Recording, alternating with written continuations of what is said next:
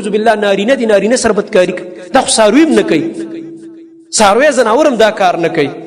او انسان دومره پریوځي والعیاذ بالله انسان دومره ذلیل شي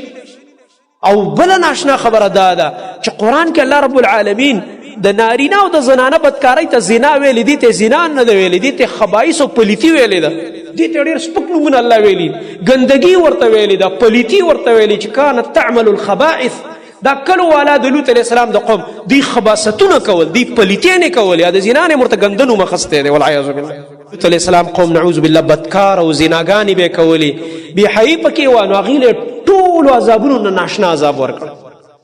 ټولو عذابونو نه خطرناک کرکجن عذاب دا دی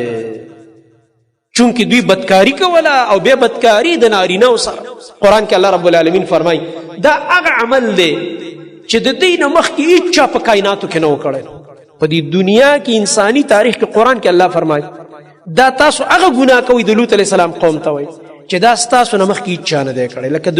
لوط علیه السلام د قوم نه بعد دا ګناه او دا ګندګي شروع شوې ده والعیاذ بالله امام ابو حنیفه رحمت الله علیه دا سلف ډېر تقوادار هغه فرمایي وایي که الله موږ ته قرآن کې دا نه وی ویلی چې د لوط علیه السلام قوم دا ګندګۍ کولې و موږ به دا ګناه نه پېژندلی دې نه معلومېږي چې معاشره ډېره پاکه وه دا زموږ د صحابو بیا وروستو د تابعینو د تبع تابعینو دا دورونه ډېر پاک وو دا موږ نه پېژندلی داسې هم لا کېږي چې نعوذ بالله نارینه دي نارینه سره بدکاري کوي دا خو څاروي هم نه کوي څاروی زناور هم دا کار نه کوي او انسان دومره پریوځي والعیاذ بالله انسان دومره ذلیل شي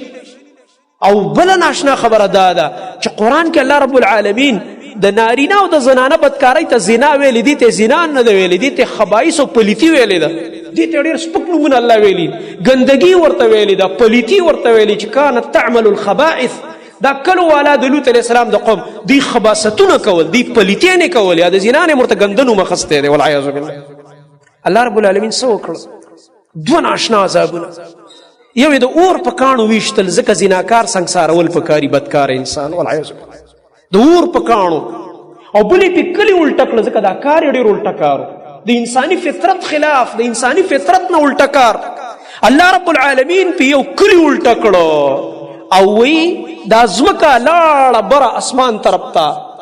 او هلته نه راالټه شوه ځمکه بره او دا د ځمکې دا مخ چې کوم دی دا ښکته او نعوذ بالله ښکته دا ځمکه راوغورځېده تاسو هسې تصور وکئ چې په یو ځای کې داسې عذاب راشي په چا باندې هسې لږ سوچ کې راواله دا ډېر خطرناک عذاب الله خو ارحم الراحمین دی الله رب العالمین خو ډېر رحم والا ذات دی الله خو دې بنده باندې ډېر خفه کېږي او ډېر ورته دا بنده ګران دی او ډېر رحم پې کوي ودود ذات دی مینې والا دی خو چې کله الله رب العالمین دا قسم عذاب ورکوي معلومیږي دا چې دا کار ډېر ګنده کار دی چې الله رب العالمین دومره غصه شوی دی